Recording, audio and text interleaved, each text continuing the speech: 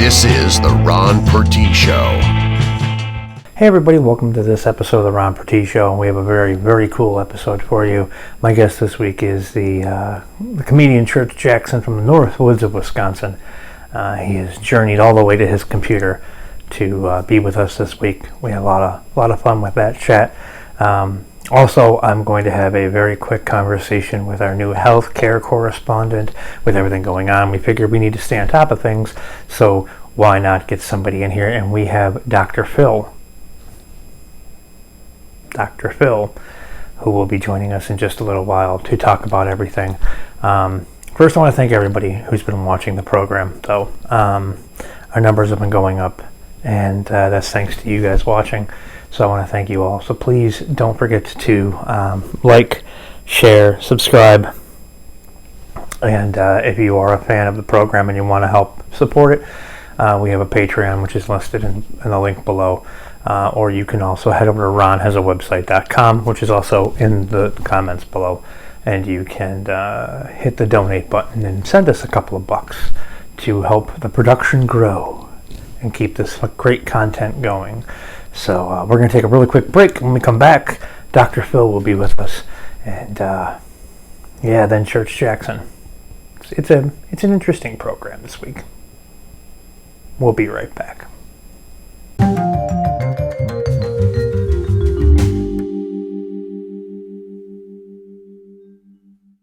Hey everybody, welcome to the Ron Purtee Show this week. I know everybody has so many questions about everything that's going on with this pandemic, so we reached out to someone who has got to know it all because he has doctor in his name. So here, introducing to you the Ron Purtee Show health correspondent during this pandemic, the one, the only, Dr. Phil. How you doing, Dr. Phil? Well, Ron, it sure is a pleasure to be on your show, and I'm glad to hear your voice. Well, it's good to hear your voice too. So I got to ask you, you're coming under a little bit of scrutiny right now, or some comments that you made on Fox. You want to touch on that a little bit? Well, I was on the Laura Ingraham show, and she asked me about the situation with all the lockdowns all over the place. Now, look, 500,000 people die in swimming pools every year. I got 3 dead kids in my pool in the backyard right now, and we don't lock the country down for that. No, you don't, and I mean, you might want to get those out of the pool because I mean, you could the cleaning bills might be ridiculous, and plus, I mean, there's cops and stuff too. But I got cops on my payroll, Ron. And another thing is, I tried to get that fella who does the pool cleaning, but he's not an essential worker, and that's got my pools full of filth and dead kids, and that's why we need to bring America back to work right now. Ron, 500,000 people die each year because of the smooth flavor and robust taste of Viceroy filter cigarettes. We don't lock the country down because of that. No, we don't. And the proprietary blend of low tar Virginia leaf tobacco with hints of chocolate and red wine, which is perfect, by the way, for after a steak and baked potato. We're not shutting down the country for the dangers of a delicious filter cigarette from Viceroy.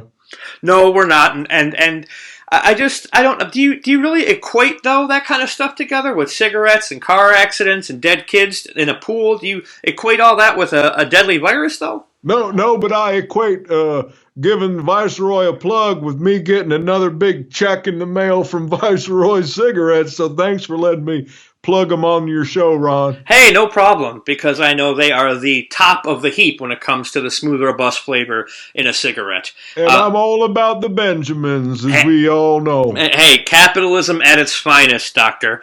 Now, what precautions, I guess, should people be taking, especially myself, because I'm not a small man, and people who have diabetes and too much love to go around are kind of at risk for this kind of thing. Now, I'm glad you asked me that question, Ron, because as you know, I'm a doctor. Some folks are going to be out buying up all kinds of pudding. You got some people out there buying 300-400 boxes of pudding. What are you going to You can't make pudding without milk, Ron. Are you going to go to the store? You can't go to the store. The Rona's in the store, Ron. It's a lot of pudding. Well, what about instant pudding?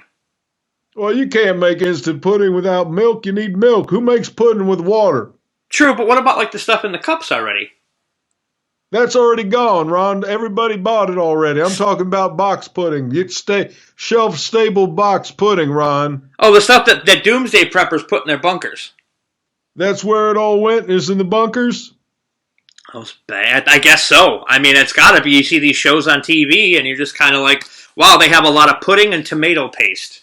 So what you got to do, Ron, you got to get out into the world, and you got to maybe run or jog a couple of laps around. Hold on a second. I got to get another shot of Dr. McGillicuddy's.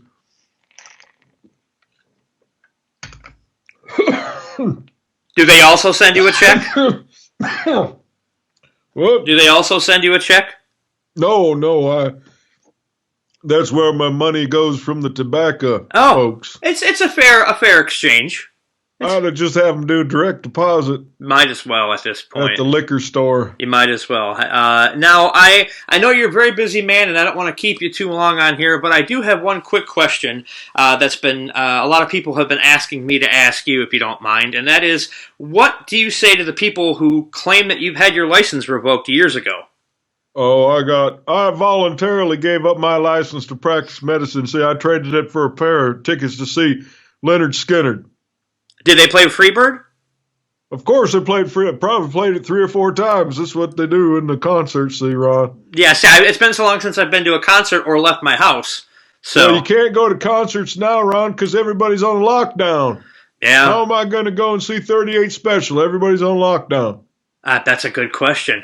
You got to let people get out there in the world and get back to working. I mean, look, when I drive down to the meatpacking district, there's nobody. I used to see so many young men and young women standing on the corner waiting for me to pull up, looking for a $5 tug job. There's nobody working down there, Ron. Wow. Don't tell me they're doing glory holes, because there ain't that many windowless fuck dungeons under pizza restaurants. We got to get these folks back to work, and that's why I was on the other show talking my bullshit. So essentially, what you're telling everybody is to hold on loosely to the lockdown and get back to work. That's a pretty sweet drop of the lyrics there, Ron. I really appreciate. Got big old Dr. Phil smile under my cookie duster right now. Well, I appreciate you so much for being on, and we'll have to have you back to talk about how things are going, because apparently Donald Trump has hired Vince McMahon to be his one of his advisors on reopening the country. Oh, yeah. Oh, things are just progressing along so nicely. Hail Satan, Ron. Hail Satan. Hail Satan, Dr. Phil. Thank you for being on, and we'll be right back. Are you a horror fan? Do you like wearing your fandom on your shirt and showing the entire world? Then head over to frightrags.com and get all sorts of cool memorabilia and t-shirts to show the world that you are a true horror fan, from enamel pins to collectible cards, socks, and t-shirts with your favorite horror icons on them.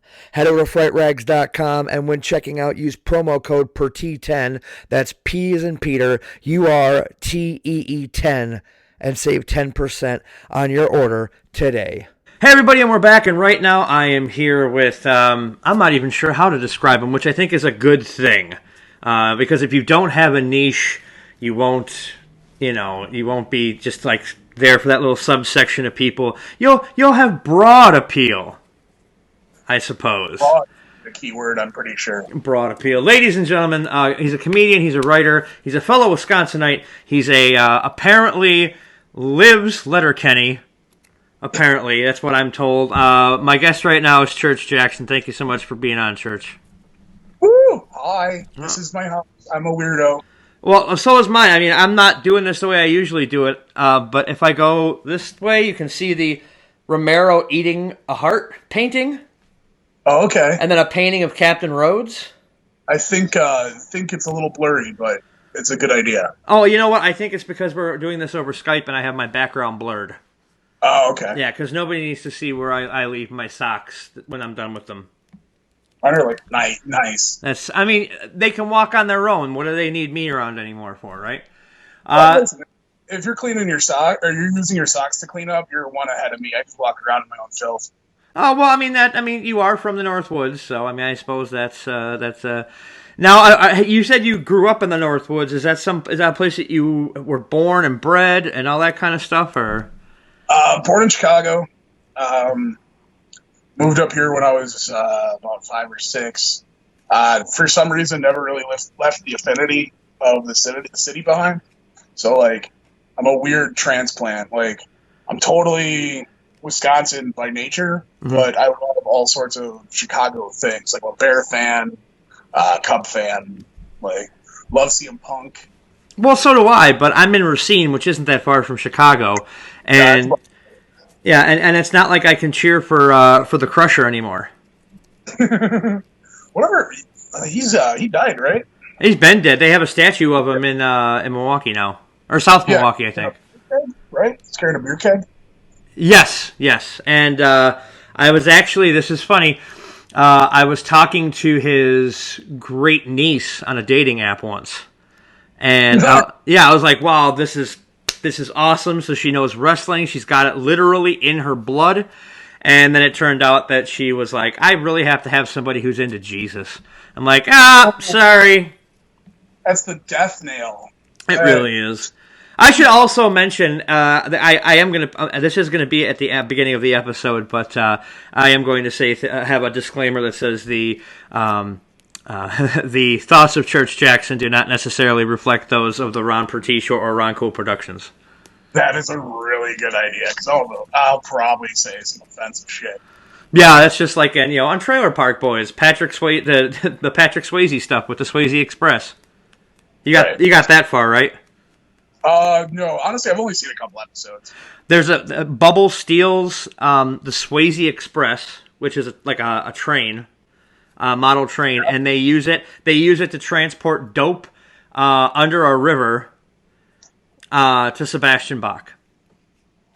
That, all right, I'm gonna level with you. That actually sounds pretty hilarious. The only thing that pissed me off is like their newest movie, Don't Legalize It, isn't on Netflix. Everything else is. Okay, so they're just waiting. No, it was on there and now it's just gone. Oh, well, that's some bullshit. Yeah, I don't know what the problem was, but yeah. So now you're a comedian by trade, by nature. What got you into comedy? What was the first thing you saw that kind of made you think, "Hey, I can do this"?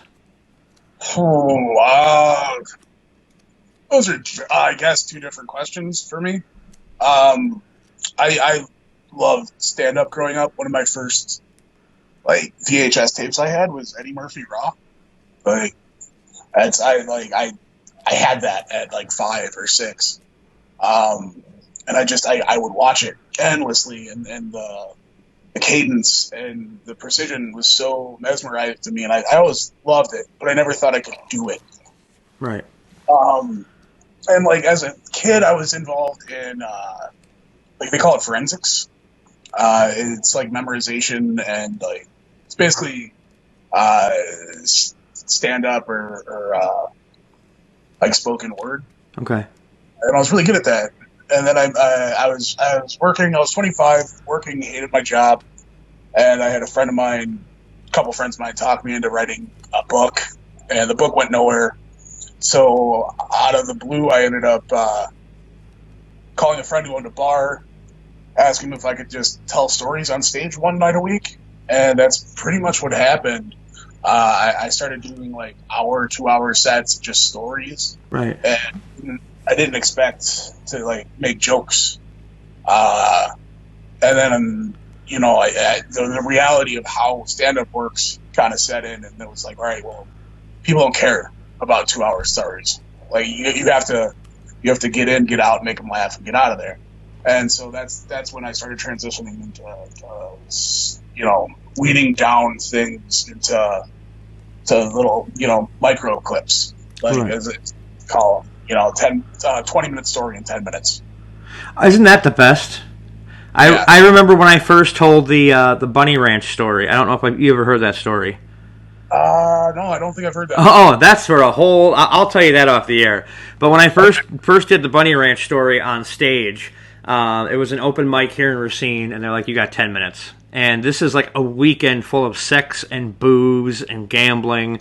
And how am I supposed to tell that in 10 fucking minutes, But I did it, And that was like, and what's really weird, I find, with stand-up is when you get up there, if you get up there and you do a really good job your first time, your next time is going to be a shit show. Oh, yeah. Or your first time is a shit show and your second time is way better. It's like a weird dynamic. Like, for me, though, I kind of feel like I cheated. Like, I found, a cheat code for stand-up. When I first started, like I said, I was booking, like, one-man shows. And everybody in the audience were my friends. So, like, they were on my side. I was playing home field. Like, I had home field advantage. I don't think many stand-ups really get that for their first year. And that was something very fortunate for me. Because I feel like if I would have went to a major city and tried it, I would have gotten, like, a chair bent over my head or something. Right. No, yeah. Well, I went to a local bar that it was a very small open mic, and I made the mistake of telling all my friends I was going to be doing stand up, so the bar was packed full of my friends. And then the next week they told me to come back out, and I was like, shit, I got a week to come up with 10 minutes. Oh, great, this sucks. Because I back then, this is like 11 years ago, I never thought that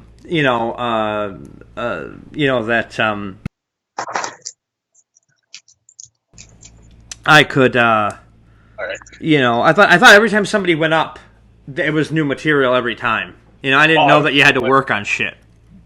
Yep. And that was a hard thing for me. But after a while, and after many, I remember I got shit one time because I went to the Miramar, in Milwaukee to their open mic on Tuesdays, and I showed up in sandals. I just didn't give a fuck. I didn't know that there was a fucking dress code for stand-up. Did you wear, like, shorts as well? Jean shorts? Did you come up looking like John Cena? No, I did not have jorts on. I actually had long pants on and sandals. So I was kind of like doing the hippie thing. Oh, man, I would have endlessly heckled you just for that.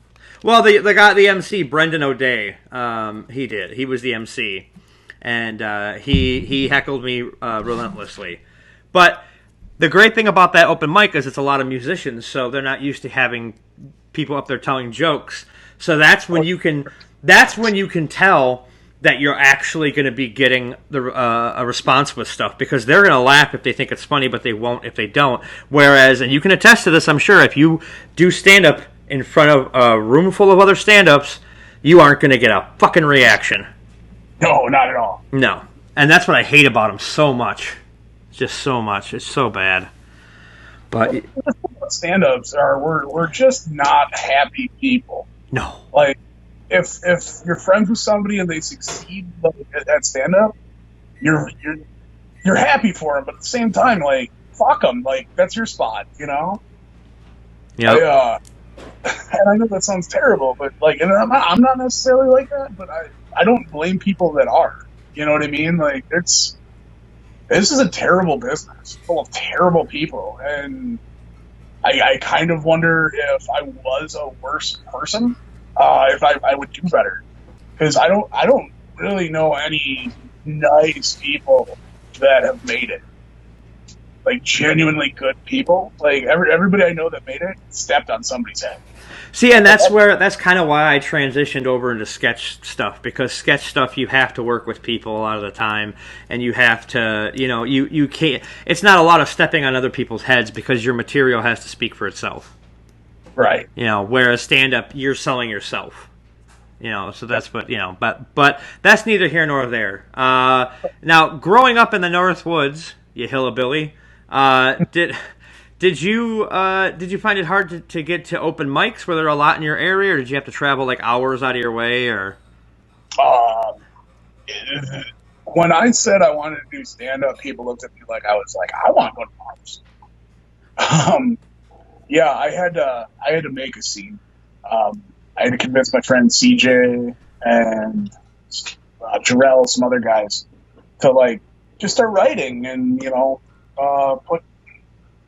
put together some ideas, and I made a small scene, and it was pretty hot for a minute. And then CJ got married, and life happened. His wife's a real bitch, by the way. Just a real bitch.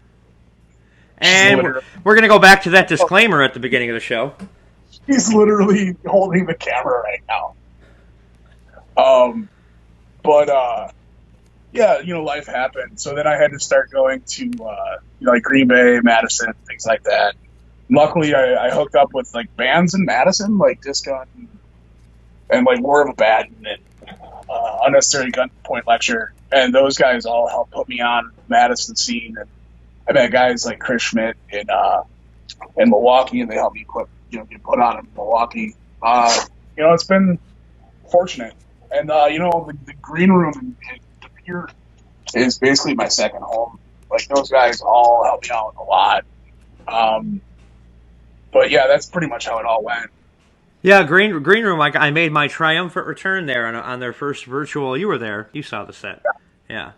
And we'll talk about that in just a quick second here. But you mentioned Chris Schmidt, great guy, kind of quiet.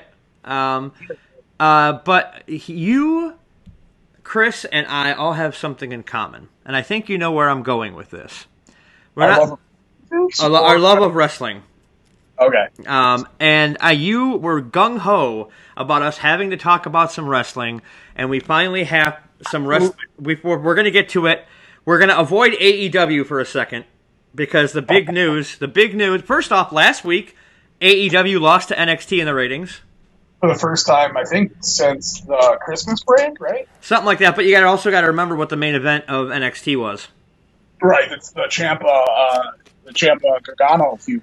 Yeah, and then apparently Tony Khan is saying that the Jake Hager, John Moxley empty arena match is the best empty arena match ever. I'm like, bullshit, okay? First off, John's going to have to carry that match. Second of all, you're forgetting people. You're forgetting like Funk and Lawler, which is an amazing empty arena match. You're forgetting...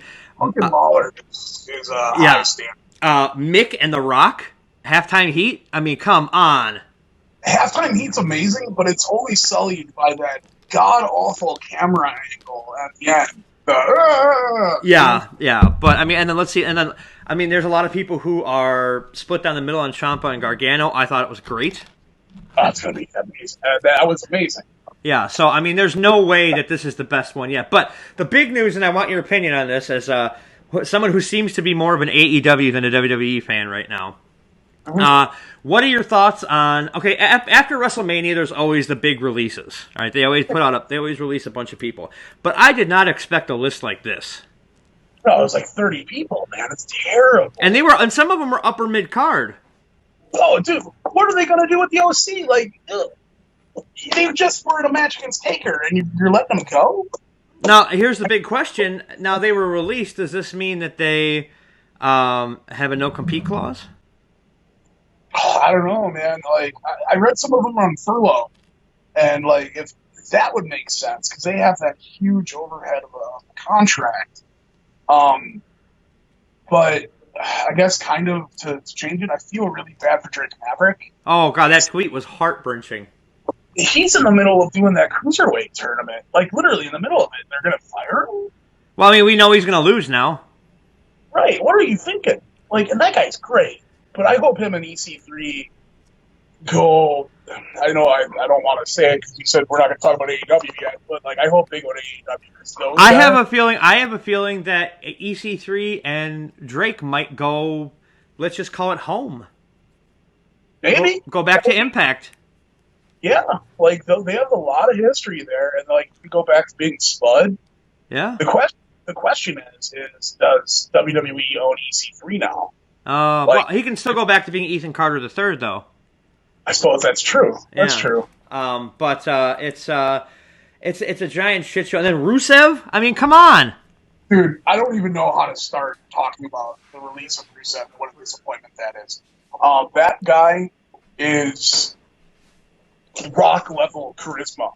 Like, absolute, undeniably just lovable. Just absolutely lovable. And he's a good worker. You can't tell me that the Rusev that debuted on Maine.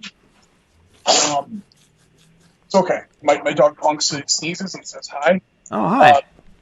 The Rusev that debuted on Maine in the Royal Rumble is the same Rusev that is released today. Because that guy is like 6 times the worker that he used to be. Yeah. And how? Okay, now I have nothing against Bobby Lashley. He's a good hand. He's a good hand.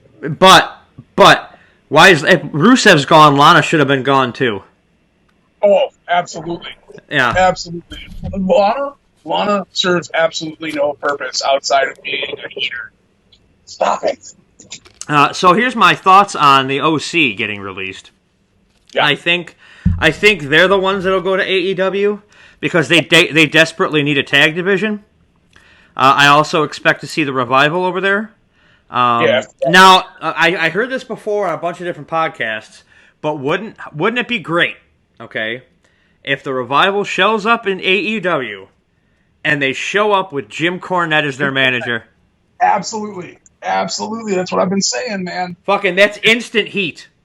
That's beyond heat. Dude, that's riotous. Yeah, and that's the thing is like a lot of wrestling fans that are like casual. Like I'll go on TikTok and there's this one girl on there who's just totally like a young millennial wrestling fan. So all she knows is shit like Seth Rollins and Kevin Owens, but she doesn't know that they were Tyler Black and Kevin Steen and stuff like that. Oh no, she's very mainstream. Yeah, so she doesn't know anything about the kind of shit that not just Cornette, but people like the Midnight had to go through. Or if you were a heel back in the day, Piper got stabbed like 3 times. I mean, come on, those people were that was crazy. Who was it? I think it was Harley Race that like brags about how he wouldn't consider a feud successful if he didn't get burned or cut like by an audience member. Yeah. I mean, like, insane. Like, wrestlers and fans today don't understand what real heat used to be. And, like, I'm not going to sit here in my house and be like, wagging my finger. That has to suck. Like, Sergeant Slaughter had reportedly had, death threats called in on his wife and kids. I believe that more than I believe that they had to go to a different location because of security risks. They had to go to a different location because they didn't sell enough tickets. Right. But I believe Slaughter got death threats because that's how people are. Right. I mean, so did Muhammad Hassan and like that. Oh, that was bad timing. Dude, that whole thing was... I want to call it tasteless, but it wasn't even tasteless. It was... Like, initially it was really smart. Right. And then it got messy. Sorry about my dog. No, you're fine. Dogs are great. I have a problem with cats, not dogs. Oh, okay. Well, my cat's sleeping. So. Well, there you go. Perfect. They can keep getting me allergic and sneezing ass away from me. Especially it's a good thing we're via Skype. But okay, so let's talk about AEW for 2 seconds, and then we'll kind of wrap things up here. So, I've made it very known my dislike for Kenny Olivier and the Young Bucks. I don't dislike the Young Bucks as much as I dislike Omega, but I have to agree with Arn Anderson on this. Okay, and Arn does not. Okay, I know where you're what you're thinking of, but did you hear the clip about Arn talking about how he's tired of people using moves that used to be the kill shot as transitions? About the super kick and stuff? Yeah, I think I hate that shit. I wholeheartedly agree with you on that. Like the fact that the Canadian Destroyer doesn't mean the end anymore is absolutely ridiculous. Petey Williams even apologized on Twitter. Yep.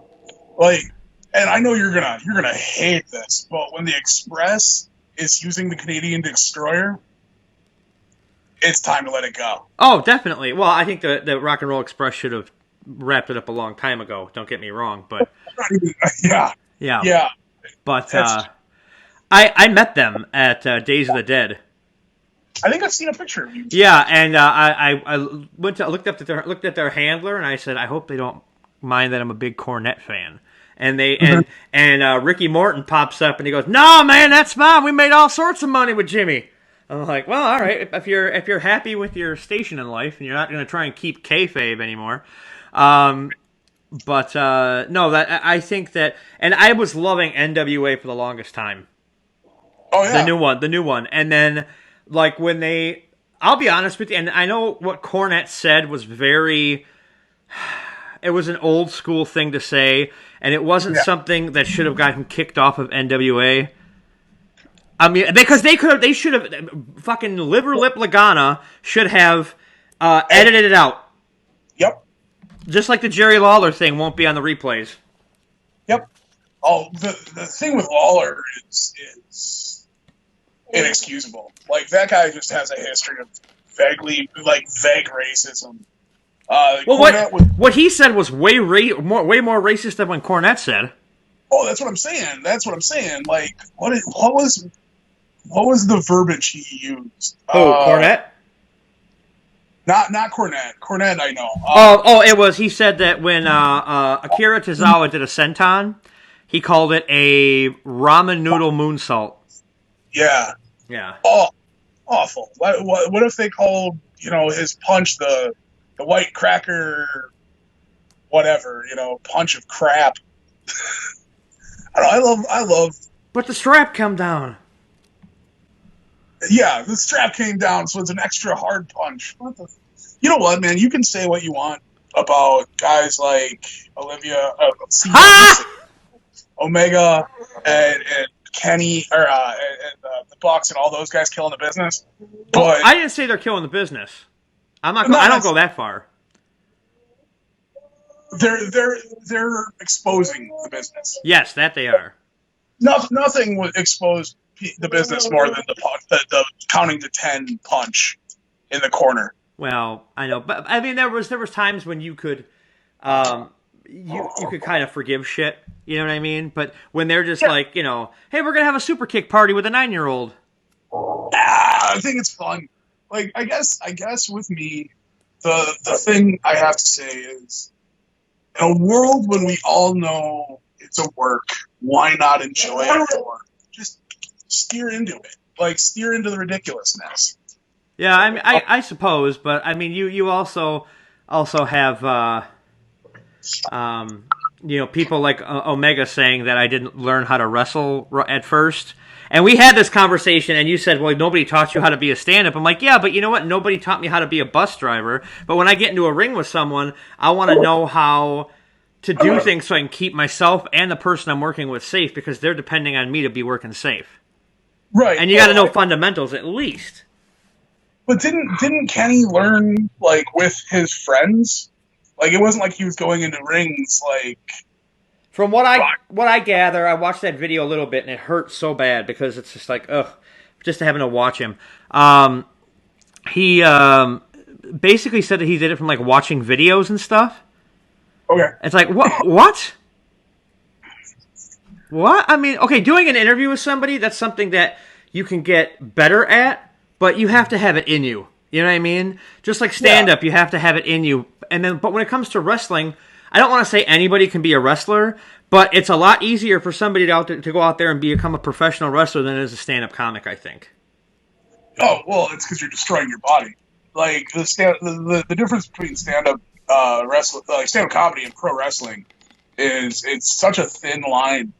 But the difference is people that are wrestlers, you have to have the same timing and structure with your dialogue as comics do. But comics don't have to worry about, hitting a 450 moonsault. You know what I mean? Well, okay, wrestling is taxing on your body, and stand-up is taxing on your emotional well-being. Dad, you know what? That is a hell of a way to put it, my friend. I sit at home and think about these things because I got it's that or Pornhub. I got one or the other with all this bullshit going on. I went to before we set up to do this. I went to the grocery store and it just felt weird outside. So weird. Yeah. One of the coolest things about this whole situation, though, is the videos of dudes grabbing phones in Walmarts and farting into them. Oh my god. It's the best. They get the loudspeaker phones in the big empty Walmarts, and somebody will just tape it. And you'll just hear, and it'll echo through the entire building. It's amazing. And one of my old teachers, who is a film historian, And he would argue with me on this, but I don't care. There is nothing funnier than a fucking fart. Nothing. No, absolutely not. There's no. It's the funniest. Like, I'm not even religious. And I have to say this: if God didn't expect the fart to be funny, He wouldn't have stuck it in between two giant pieces of meat. Like, it just, the whole way your body is set up to make a sound that makes you giggle. Right. Like, it's a gift from the Lord. Every fart is a gift from the Lord. Thank you, Jesus, for this gas that's expelling from my anus. Yeah, exactly. Thank you for the ripped one.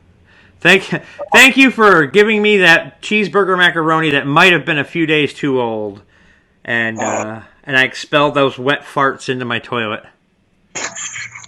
That 4 a.m. quick trip tuna sandwich. Oh, Jesus Christ! I don't even eat tuna that I'd make myself. I don't trust it that much. That's just fucked. I'm trying to see what that is above your. It looks like the tall man, but I know it's not. Above the pops. It's Donnie Darko. Oh, okay. Jake Gyllenhaal, Donnie Darko. Oh, so let me put my hand up to the thing. Yeah. So real quick before we get going, you took a break from comedy for a while, and you're just now starting to get back into it. What was the impetus of that break? Had some personal issues go on. My dad got sick. I had a falling out with a guy that I wrote with. And then I just needed a break. I was really burnt out on the road and just stuff. You know what I mean? Right. And I just wanted to recharge my batteries, basically. Makes sense. And then, my dad, like I said, my dad got sick, and there was a lot of time just spent, making sure that everything was okay. Like, I couldn't keep writing and being on the road and taking care of him at the same time. No, I hear you. I'm very glad I did that. Like, I needed it spiritually. So that, but now, I'm starting to gear back up into stuff. Right. Now, I think you could have taken a break an easier way, though. You could have just asked people to watch you masturbate. That's, and then that's a great break. Why do I have a feeling I'm going to put a disclaimer up for you, and I'm the one saying all the bad shit? Right? Everybody thinks by my social media that I'm this specific person.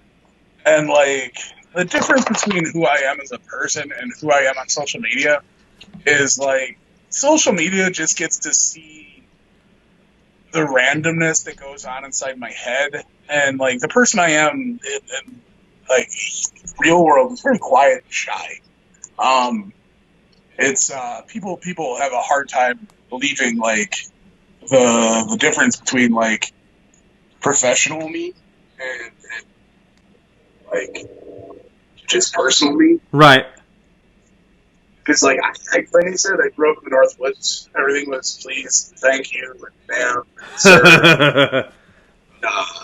I'm a quiet, art kid who, lived in the woods. I like to play in the woods. I still like playing in the woods. So that's why all those women went missing. Okay.